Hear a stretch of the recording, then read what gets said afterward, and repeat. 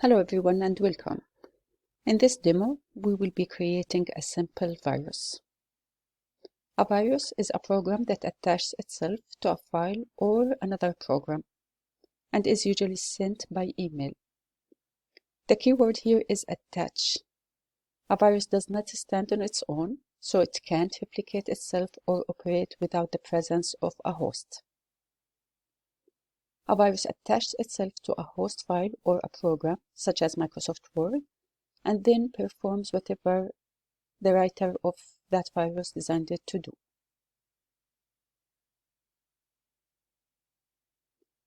One way of writing a virus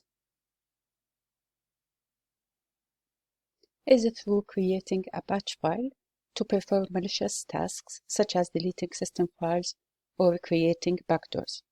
So let's start here. To give an example, I'll open Notepad and we'll start with the command echo off. The echo off command will disable the command prompt from being shown and will execute the batch file in the backend, so the user does not see the command prompt being running and the commands being executed in the terminal. So next, let's assume that you want to delete all the files in the Windows directory in the system32 folder. You will issue a command such as del and then the path for the files you want to delete. Let's say you want to delete a specific folder that you're aware of on the D drive that contains data, and you want to delete everything in there. Maybe you want to delete specific type format.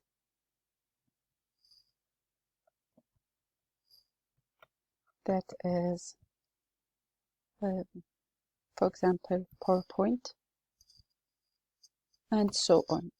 Maybe another malicious command you want to issue is to release the IP address of the victim machine in order for them to lose connectivity even until the IP address renew itself, or until the victim receives a new IP address, they lose connectivity within that period, and so on. So once you write the malicious commands you want to execute, you will want to save your file on a batch format. So bat, you will want to save it as bat, let's say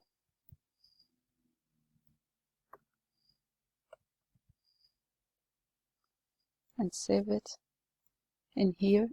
Once you attach it to an email address and trick the user to open the attachment, these commands will be executed in the backend.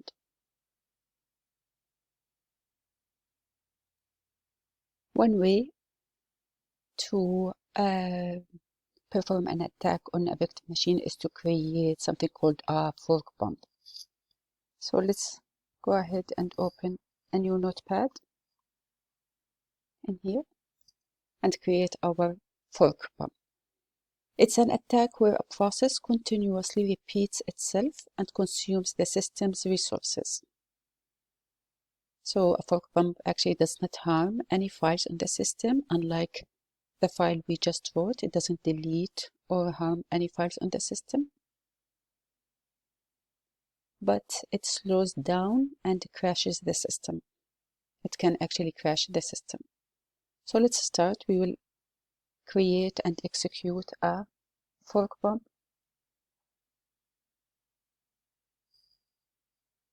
So in here, I'm going to write 0% and then pipeline to 0%. So these instructions are to be executed in sequence. In this specific fork bomb, the I meant to write %0. In here, this %0 is the name of the currently executing batch file. So whatever I name this file, this %0 is that variable, will be that variable. And so it starts creating many files, many batch files that are consuming the processor resources and slowing down the performance of the system. Let's see how this works. I'm going to save this.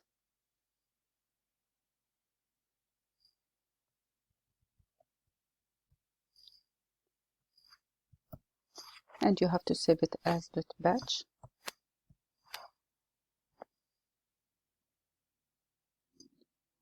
In here. And now I will go to the task manager in order to see the effect of running this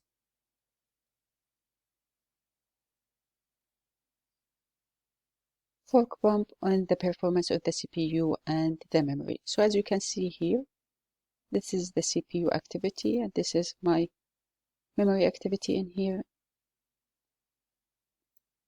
And now I'll go ahead and run this fork bump. You have to be careful. Make sure that you are running this on your Windows 10 virtual machine, the one for that we are using in this course for testing, and not on your actual machine, because there is a very big chance that it will the system will hang and you'll have to restart the machine. So I'll go ahead now and run this command.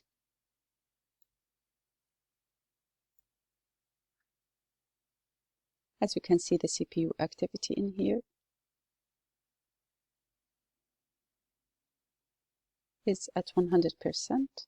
Of course, you can issue an echo off in here so the user does not see what's going on in this terminal. They wouldn't be able to see the fork bump being executed. If you issue an @echo off, this whole window will not appear to the user. As you can see in here, the application was unable to start correctly. Click OK to close this application. The system is crashing. The user will not be able to do anything unless they have to restart the machine. As you can see in here, my machine went all black screen. And I will not be able to access the machine unless I restart the machine. And imagine if this fork bump is put in the startup or is being executed every time the system starts, then every time the system starts, it will crash again within a couple of minutes.